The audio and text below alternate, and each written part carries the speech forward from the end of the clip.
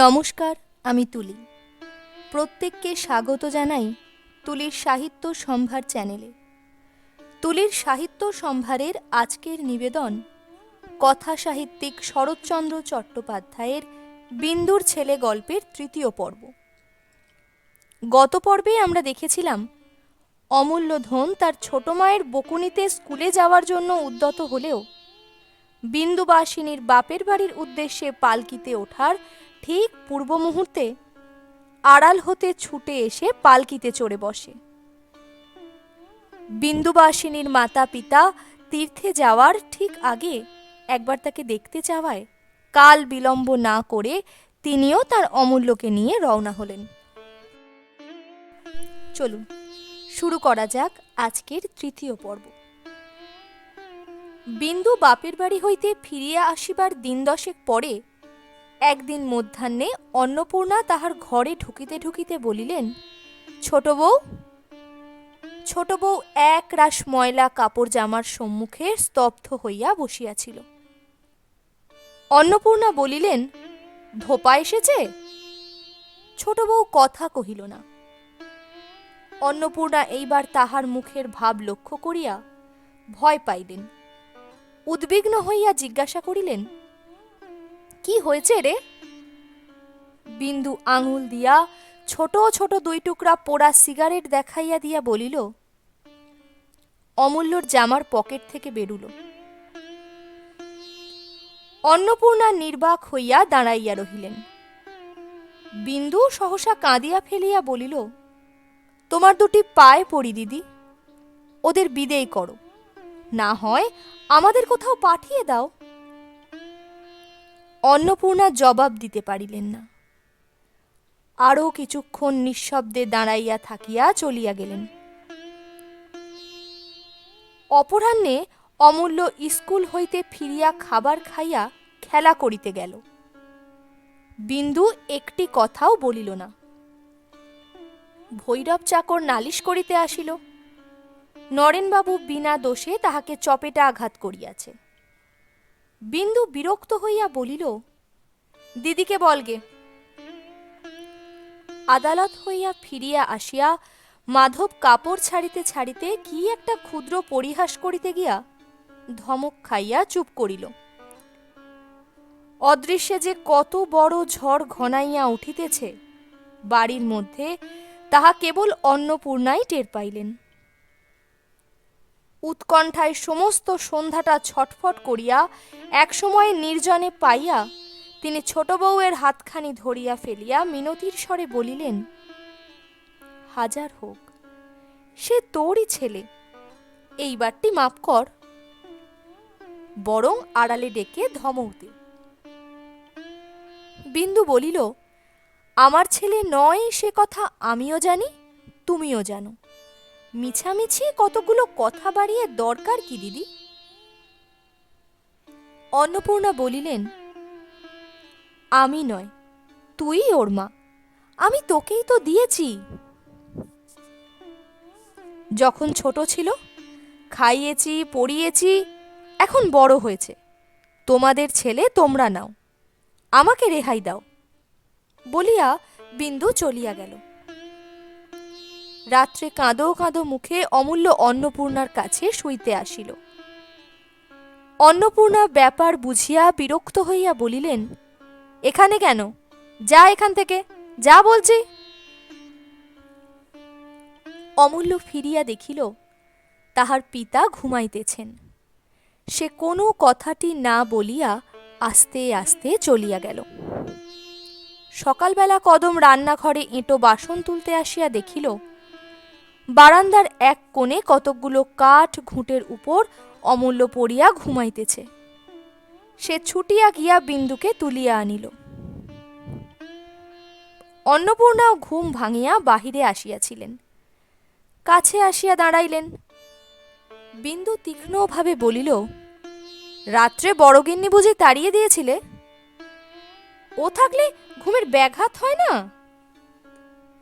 ছেলের অবস্থা দেখিয়া ক্ষোভে দুঃখে তাহার নিজের চোখেও জল আসিতেছিল, কিন্তু বিন্দুর নিষ্ঠুর তিরস্কারে জ্বলিয়া উঠিয়া বলিলেন, নিজের দোষ তুই পরের ঘাড়ে তুলে দিতে পারলেই বাঁচিস। বিন্দু ছেলেকে তুলিতে গিয়া দেখিল তাহার গা গরম, জ্বর হইয়াছে। কহিল, সারা রাত কার্তিক মাসের হিমে জ্বর হবেই তো, এখন ভালো হলে বাঁচি। অন্নপূর্ণা ব্যগ্র হইয়া ঝুঁকিয়া পড়িয়া বলিলেন, জ্বর হয়েছে, কই দেখি। বিন্দু সজোরে তাহার হাত ঠেলিয়া দিয়া বলিল, থাক, দেখে আর কাজ নেই বলিয়া ঘুমন্ত ছেলেকে স্বচ্ছন্দে কোলে তুলিয়া লইয়া অন্নপূর্ণার প্রতি একবার বিষ দৃষ্টি নিক্ষেপ করিয়া নিজের ঘরে চলিয়া গেল। ৫-৬ দিনেই অমূল্য আরোগ্য হইয়া উঠিল বটে, কিন্তু বড় জায়ের অপরাধটা বিন্দু মার্জনা করিল না। সেই দিন হইতে সে ভালো করে কথা পর্যন্ত বলিত না। অন্নপূর্ণা মনে মনে সমস্তই বুঝিলেন, অথচ তিনিও মৌন হইয়া রহিলেন। সকলের সম্মুখে সমস্ত অপরাধ বিন্দু যে তাহারই উপর তুলিয়া দিয়াছে, এ অন্যায় তিনিও ভুলিতে পারিলেন না। এইটি একদিন কি একটা কথার পর তিনি এলোকেশীর কাছে বলিয়া ফেলিলেন, ওর জ্বর তো ছোট বউয়ের জন্যই, ও যে মরেনি এই ওর ভাগ্যি। কথাটা এলোকেশী বিন্দুর গোচর করিতে লেশ মাত্র বিলম্ব করিল না। বিন্দু মন দিয়া শুনিল, কিন্তু কথা কহিল না। সে যে শুনিয়াছে তাহাও এলোকেশী ভিন্ন আর কেহ জানিল না। বিন্দু বড় জায়ের সহিত একেবারে কথাবার্তা বন্ধ করে দিল। কয়েকদিন হইতে নতুন বাটিতে জিনিসপত্র সরানো হইতেছিল। কাল সকালেই উঠিয়া যাইতে হইবে। যাদব ছেলেদের লইয়া সে বাড়িতে ছিলেন। মাধব মোকদ্দমা উপলক্ষে অন্যত্র গিয়াছিলেন, তিনিও ছিলেন না। ইতিমধ্যে এ বাড়িতে এক বিষম কাণ্ড ঘটিল। সন্ধ্যার সময় মাস্টার পড়াইতে আসিয়াছিল। কি মনে করিয়া বিন্দু তাহাকে ডাকাইয়া পাঠাইল। বলিল, কাল থেকে ও বাড়িতে গিয়ে পড়াবেন।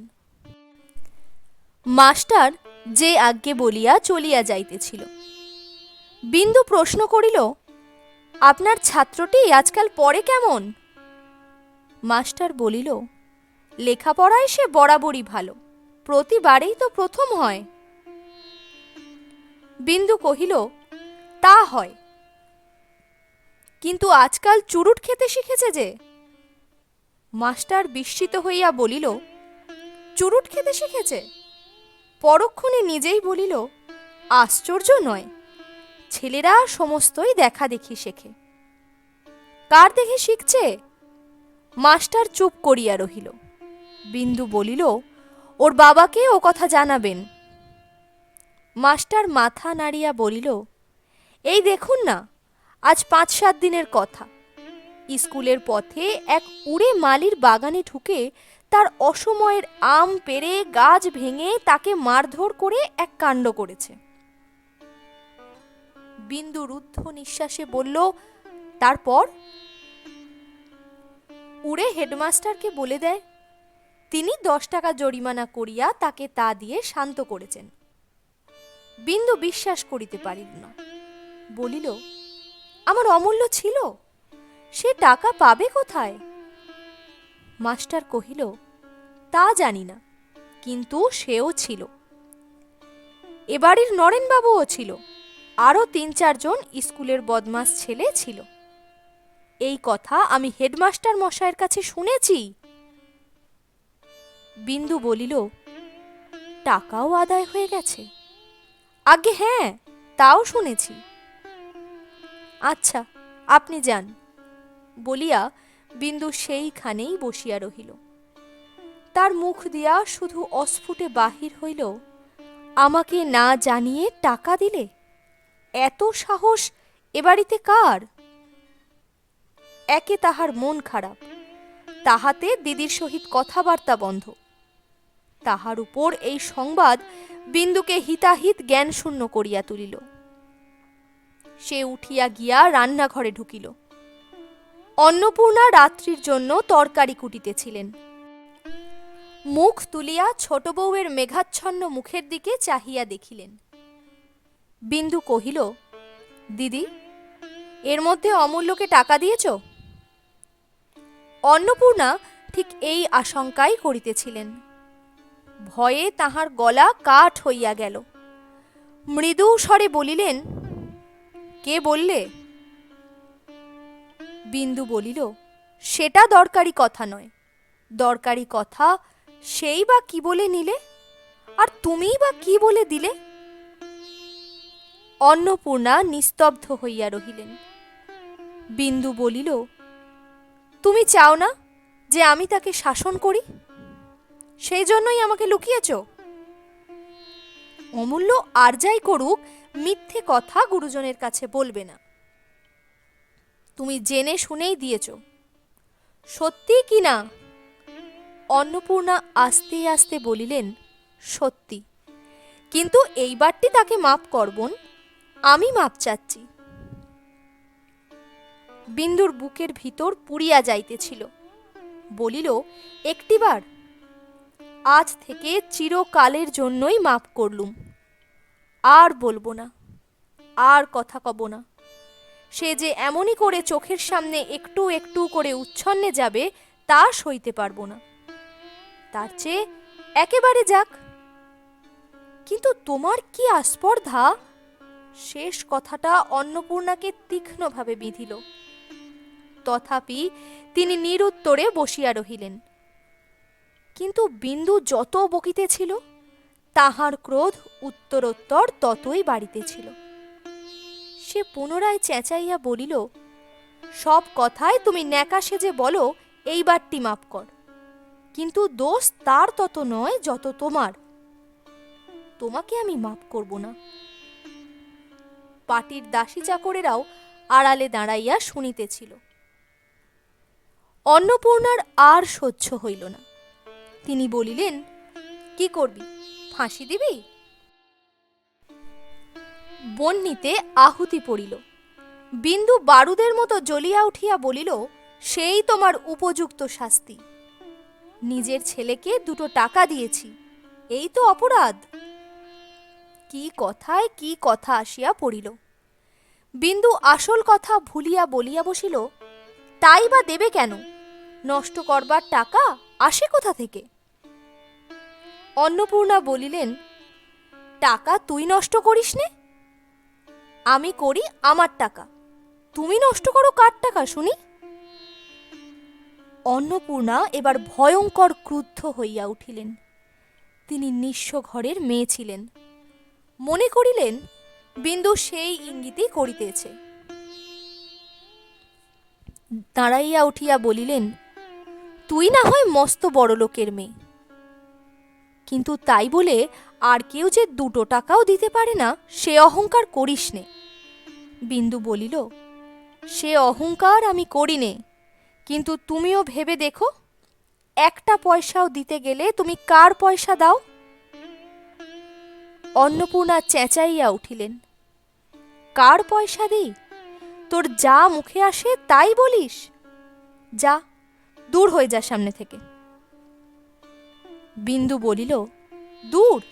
আমি রাত পোহালেই হব, কিন্তু কার পয়সা খরচ করো সেটা দেখতে পাও না? কার রোজগারে খাচ্ছ পড়ছ সেটা জানো না? হঠাৎ কথাটা বলিয়া ফেলিয়া বিন্দু স্তব্ধ হইয়া থামিল। অন্নপূর্ণার মুখ সাদা হইয়া গিয়াছিল। তিনি ক্ষণকাল নির্নিমেষ চোখে ছোট বউয়ের মুখের প্রতি চাহিয়া বলিলেন, তোমার স্বামীর রোজগারে খাচ্ছি পড়ছি, আমি তোমার দাসী বাঁধি, উনি তোমার চাকর বাকর, এই না তোর মনের কথা? তা এতদিন বলিসনি কেন? তাহার ওষ্ঠাধর বারংবার কাঁপিয়া উঠিল। তিনি দাঁত দিয়া অধর চাপিয়া ধরিয়া এক মুহূর্ত স্থির থাকিয়া বলিলেন, কোথা ছিলি ছোট বউ, যখন ছোট ভাইকে পড়াবার জন্য ও 2খানি কাপড় একসঙ্গে কিনতে পারেনি? কোথা ছিলি তুই যখন ঘর পুড়ে গেলে গাছতলায় একবেলা রেঁধে খেয়ে এই পৈতৃক ভিটেটুকু খাঁড়া করেছিল? বলিতে বলিতেই তাহার দুই চোখ দিয়া ঝরঝর করিয়া জল ঝরিয়া পড়িল। আঁচল দিয়া মুছিয়া ফেলিয়া বলিলেন, ও যদি জানত তোদের মনের কথা, কখনো এমন আফিং খেয়ে চোখ বুজে হুঁকোর নল মুখে দিয়ে আরামে দিন কাটাতে পারত না। সে লোক ও নয়। ওকে জানে তোর স্বামী, ওকে জানে স্বর্গের দেবতারা। আজ আমার ছুতো করে তুই তাকে অপমান করলি। স্বামী অভিমানে অন্নপূর্ণার বুক ফুলিয়া উঠিতে লাগিল। বলিলেন, ভালোই হলো জানিয়ে দিলি, সতী আত্মহত্যা করেছিল। আমিও দিব্যি করছি, বরং পরের বাড়ি রেঁধে খাবো, তবুও তোদের ভাত আর খাবো না। তুই কি করলি? ওকে অপমান করলি। ঠিক এই সময়ে যাদব প্রাঙ্গণে আসিয়া দাঁড়াইয়া ডাকিলেন, বড় বউ। স্বামীর কণ্ঠস্বরে তাহার অভিমান ঝটিকা ক্ষুব্ধ সাগরের মতো উত্তাল হইয়া উঠিল।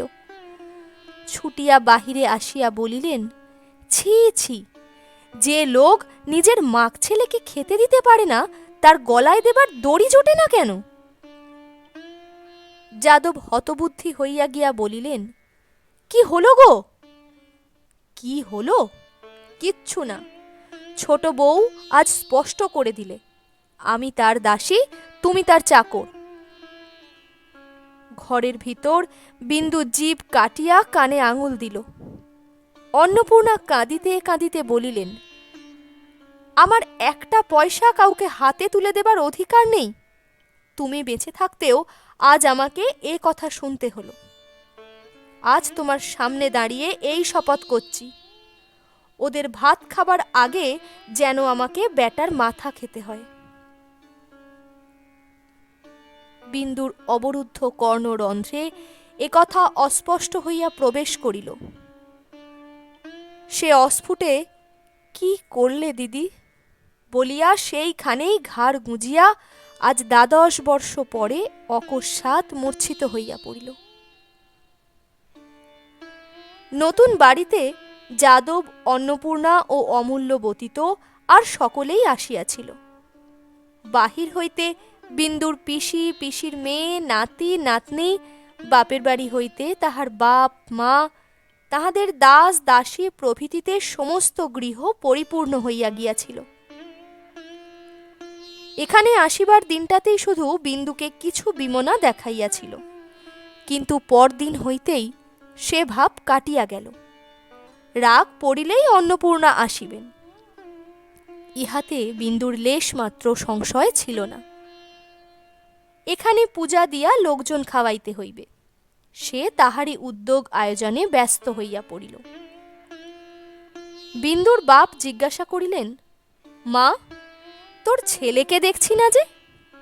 বিন্দু সংক্ষেপে কহিল, সে ও বাড়িতে আছে। মা প্রশ্ন করিলেন, তোর যা বুঝি আসতে পারলেন না? বিন্দু কহিল, না।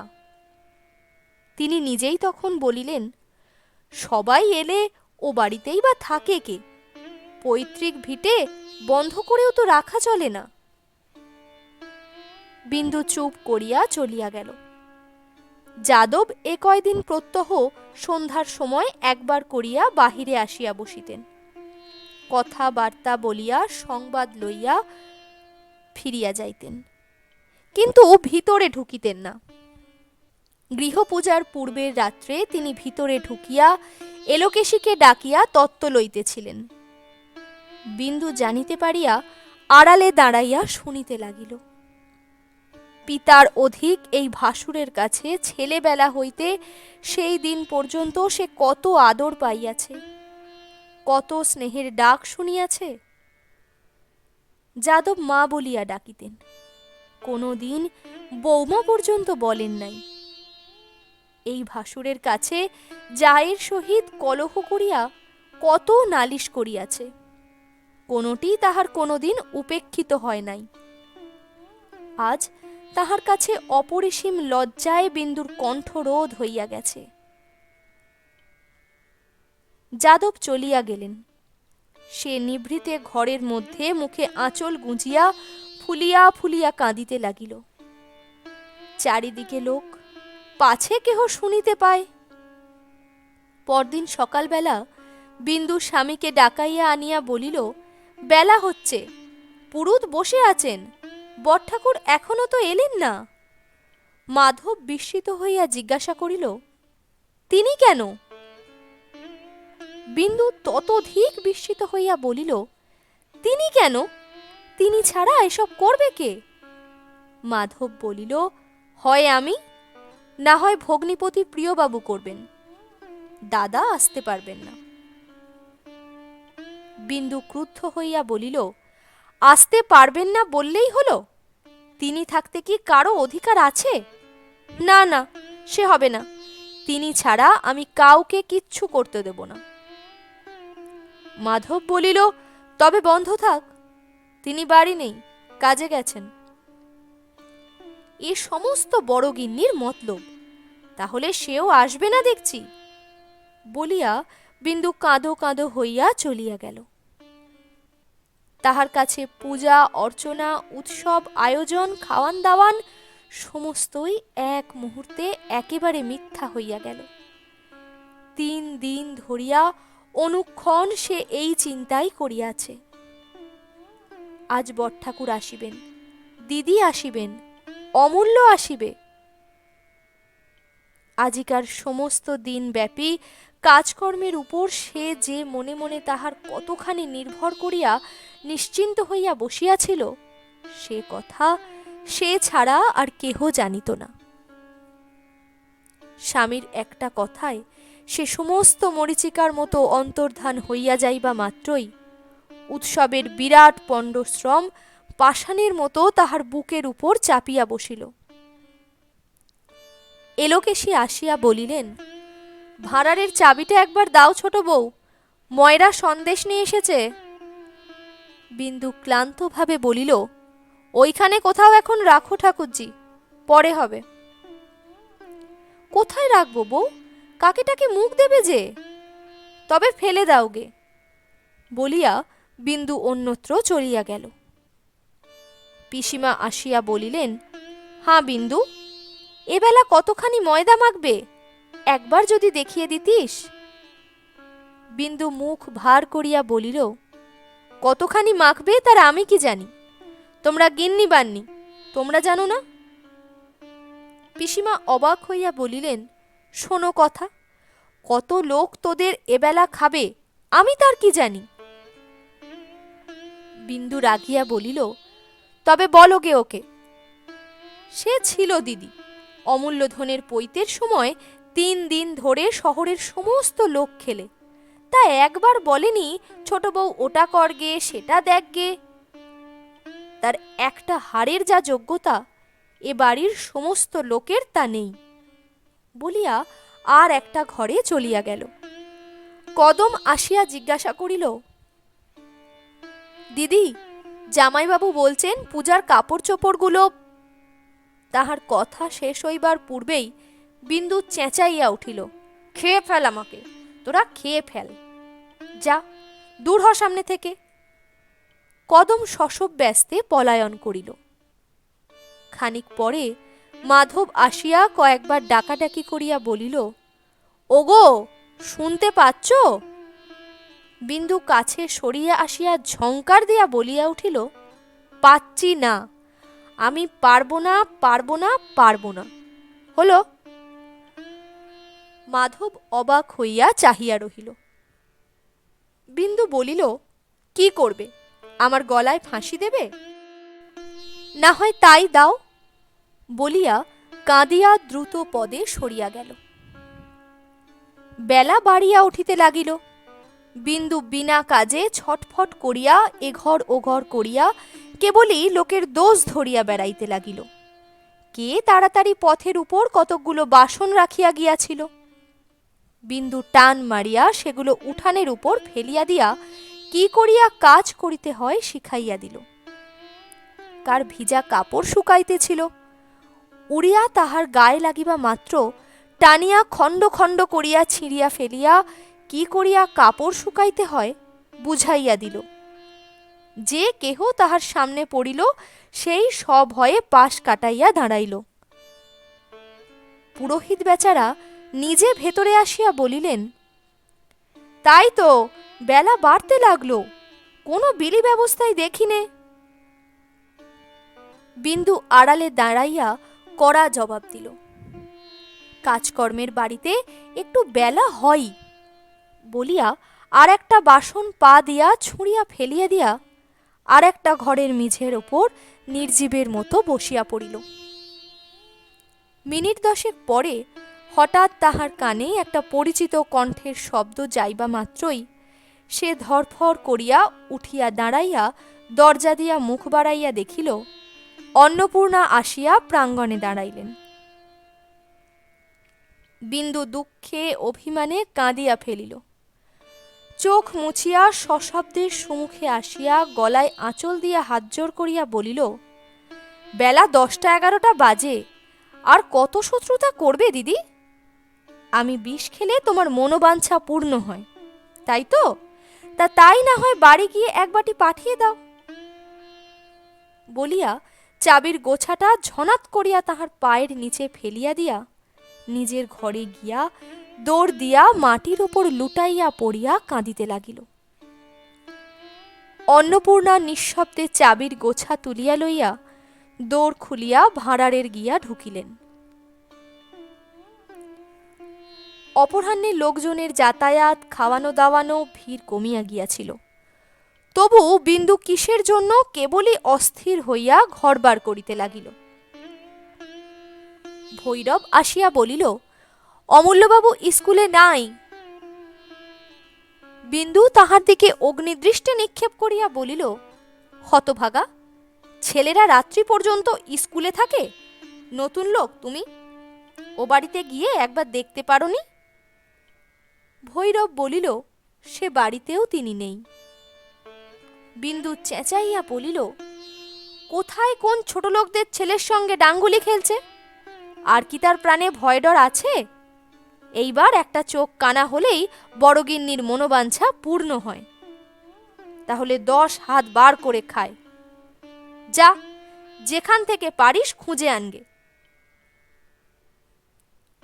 অন্নপূর্ণা ভাঁড়ারের দোরে বসিয়া আর 5 জন বর্ষীয়সীর সহিত কথাবার্তা কহিতেছিলেন। ছোট বউয়ের তীক্ষ্ণ কণ্ঠ শুনিতে পাইলেন। ঘণ্টাখানিক পরে ভৈরব আসিয়া জানাইল, অমূল্যবাবু ঘরে আছে, এলো না। বিন্দু বিশ্বাস করিতে পারিল না। এলো না কি রে? আমি ডাকছি বলেছিলি? ভৈরব মাথা নাড়িয়া বলিল, হ্যাঁ, তবু এলো না। বিন্দু এক মুহূর্ত চুপ করিয়া থাকিয়া বলিল, তার আর দোষ কি? যেমন মা তেমনই ছেলে হবে তো। আমারও কটু দিব্যি রইল যে অমন মা বেটার মুখ দর্শন করব না। অনেক রাত্রে অন্নপূর্ণা বাটি ফিরিতে উদ্যত হইল। বিন্দু দ্রুত পদে অদূরে আসিয়া স্বামীকে উদ্দেশ করিয়া ভীষণ কণ্ঠে বলিল, পৌঁছে দিতে তো যাচ্ছ, উনি জলস্পর্শ করেননি তা জানো? মাধব বলিল, সে তোমার জানবার কথা, আমার নয়। সমস্ত নষ্ট হয় দেখে নিজে গিয়ে তাকে ডেকে এনেছিলাম, এখন নিজেই পৌঁছে দিতে যাচ্ছি। বিন্দু বলিল, বেশ ভালো কথা, তাহলে দেখছি তুমিও ওই দিকে। মাধব জবাব না দিয়া বলিল, চলো বৌঠান, আর দেরি করো না। চলো ঠাকুরপো। বলিয়া অন্নপূর্ণা পা বাড়াইতেই বিন্দু গর্জন করিয়া বলিল, লোকে কথায় বলে দেইজি শত্রু, নিজের যা মুখে এলো 10টা মিথ্যে সাজিয়ে বললে, কটকট করে দিব্যি করলে, 4 দিন 4 রাত ছেলের মুখ দেখতে দিলে না, ভগবানের বিচার করবেন। বলিয়া মুখে আঁচল গুজিয়া কান্না রোধ করিয়া রান্নাঘরের বারান্দায় আসিয়াই উপুর হইয়া মূর্ছিত হইয়া পড়িল। একটা গোলমাল উঠিল। মাধব অন্নপূর্ণা দুজনেই শুনিতে পাইলেন। অন্নপূর্ণা ফিরিয়া দাঁড়াইয়া বলিলেন, কি হলো দেখি? মাধব কহিল, দেখতে হবে না, চলো। কলহের কথাটা এ কয়দিন গোপন ছিল, আর রইল না। পরদিন বাড়ির মেয়েরা এক জায়গায় বসিলে এলোকেশী বলিয়া উঠিলেন, যায় যায় ঝগড়া হয়েছে, ছেলের কি হলো, সে একবার আসতে পারলে না? ছোট বউ বড় মিথ্যে বলেনি, যেমন মা তেমনই ছেলে হবে তো। ঢের ঢের ছেলে দেখেছি বাবা, এমন নেমোখারাম কখনো দেখিনি। বিন্দু ক্লান্ত দৃষ্টিতে একটিবার তাহার দিকে চাহিয়া লজ্জায় ঘৃণায় চোখ নিচু করিল। এলোকেশী পুনরায় কহিলেন, তুমি ছেলে ভালোবাসো ছোট বউ, আমার নরেন্দ্রনাথকে নাও, ওকে তোমায় দিলাম। মেরে ফেলো কেটে ফেলো, কোনোদিন কথাটি বলবার ছেলে ও নয়, তেমন সন্তান আমরা পেটে ধরিনি। বিন্দু নিঃশব্দে বসিয়া রহিল। বিন্দুর মা জবাব দিলেন, তাহার বয়স হইয়াছে, জমিদারের মেয়ে জমিদারের গৃহিণী, তিনি পাকা লোক। হাসিয়া বলিলেন, ও কি একটা কথা গা, অমূল্য ওর হাড়ে মাসে জড়িয়ে আছে। না না, ওকে তোমরা অমন করে উতলা করে দিও না। বিন্দু, তোদের দুদিনের ঝগড়া মা, তাই বলে ছেলে কি তোর পর হয়ে যাবে?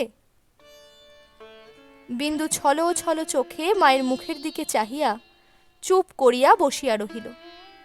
সন্ধ্যার সময় সে কদমকে ডাকিয়া বলিল, আচ্ছা কদম, তুই তো ছিলি, তুই বল, আমার এত কি দোষ হয়েছিল যে উনি অত বড় দিব্যি করে ফেললেন? বিন্দু তাহাকে এ আলোচনা করিতে আহ্বান করিয়াছে, সহসা কদম তাহা বিশ্বাস করিল না। সে অত্যন্ত সংকুচিত হইয়া মৌন হইয়া রহিল। তথাপি বিন্দু বলিল, না না, হাজার হোক তোরা বয়সে বড়, তোদের দুটো কথা আমাকে শুনতেই হয়। তুই বল না, এত দোষ আমার কি হয়েছিল? কদম ঘাড় নাড়িয়া বলিল, না দিদি, দোষ আর কি। বিন্দু কহিল, তবে যা না একবার ও বাড়িতে, দু কথা বেশ করে শুনিয়ে দিয়ায় না, তোর আর ভয় কি? কদম সাহস পাইয়া বলিল, ভয় কিছুই নয় দিদি, কিন্তু কাজ কি ঝগড়া বিবাদ করে? যা হবার তা হয়ে গেছে। বিন্দু কহিল, না না, তুই বুঝিস নে, সত্যি কথা বলা ভালো, না হলে ও মনে করবে আমারই যেন সব দোষ, তার কিছুই নাই। বার করে দেব, দূর করে দেব, এসব কথা বলেনিও, আমি কোনোদিন তাতে রাগ করেছি? কেন ও লুকিয়ে টাকা দিলে, কেন একবার জানালে না? কদম বলিল, আচ্ছা কাল যাব, আজ সন্ধ্যা হয়ে গেছে। বিন্দু অপ্রসন্ন হইয়া বলিল, সন্ধ্যা আবার কোথায় কদম, তুই বড় কথা কাটিস, শীতকালের বেলা বলেই অমন দেখাচ্ছে, না হয় কাউকে সঙ্গে নে না। ওরে ও ভৈরব, শোন, হেবকে ডেকে দে তো, কদমের সঙ্গে যাক। ভৈরব বলিল, হেবকে দিয়ে বাবু বাতি পরিষ্কার করাচ্ছেন। বিন্দু চোখ তুলিয়া বলিল, ফের মুখের সামনে জবাব করে। ভৈরব সে চাহনির সম্মুখ হইতে ছুটিয়া পলাইল। কদমকে পাঠাইয়া দিয়া বিন্দু বারদুই এঘর ওঘর করিয়া রান্নাঘরে আসিয়া ঢুকিল। বামুন ঠাকরুন একা বসিয়া রাঁধিতেছিল। বিন্দু এক পাশে বসিয়া পড়িয়া বলিল, আচ্ছা মেয়ে, তোমাকেই সাক্ষী মানছি, সত্যি কথা বলো মেয়ে, কার দোষ বেশি? পাচিকা বুঝিতে পারিল না, বলিল, কিসের মা? বিন্দু বলিল, সেদিনের কথা গো, কি বলেছিলুম আমি? শুধু বলেছিলুম দিদি, অমূল্যকে এর মধ্যে টাকা দিয়েছ, কে না জানে ছেলেদের হাতে টাকা কড়ি দিতে নেই, বললেই তো হতো, অমূল্য কান্নাকাটি করেছিল, দিয়েছি, চুকে যেত, এতে এত কথাই বা ওঠে কেন, আর এমন দিব্যি দিলেশাই বা হয় কেন? পাঁচটা ঘটি বাটি একসঙ্গে থাকলে ঠোকাঠুকি লাগে, এ তো মানুষ, তাই বলে এত বড় দিব্যি? ওই একটি বংশধর, তার নাম করে দিব্যি? আমি বলছি মেয়ে, ইহজন্মে আমি আর ওর মুখ দেখব না। শত্রুর দিকে ফিরে চাইব, তবু ওর দিকে চোখ ফেরাবো না। বামুন মেয়ে স্বভাবতই অল্পভাষিণী। সে কি বলিবে বুঝিতে না পারিয়া মৌন হইয়া রহিল। বিন্দুর দুই চোখ অশ্রুপূর্ণ হইয়া উঠিল। তাড়াতাড়ি মুছিয়া ফেলিয়া ভাঙা গলায় পুনরায় বলিল, রাগের মাথায় কে দিব্যি না করে মেয়ে, তাই বলে জলস্পর্শ করলে না, ছেলেটাকে পর্যন্ত আসতে দিলে না। এগুলো কি বড়র মতো কাজ? হাজার হোক, আমি ছোট, বুদ্ধি কম। যদি তার পেটের মেয়েই হতুম, কি করতে তাহলে? আমিও তেমনি ওর নাম মুখে কখনো আনব না। তা তোমরা দেখো। বামুন ঠাকরুন তথাপি চুপ করিয়া রহিল।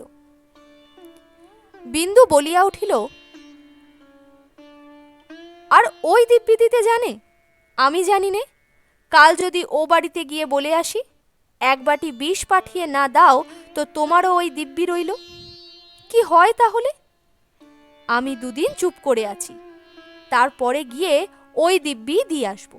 না হয় নিজেই এক বাটি বিষ খেয়ে বলে দেব দিদি পাঠিয়ে দিয়েছে।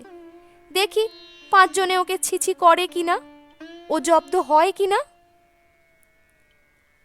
বামুন ঠাকরুন ভয় পাইয়া মৃদু স্বরে বলিল, ছি মা, ওসব মতলব করতে নেই। ঝগড়া বিবাদ চিরস্থায়ী হয় না। উনিও তোমাকে ছেড়ে থাকতে পারবেন না, অমূল্য ধনও পারবে না। এ কদিন সে যে কেমন করে আছে আমরা তাই কেবল ভাবি।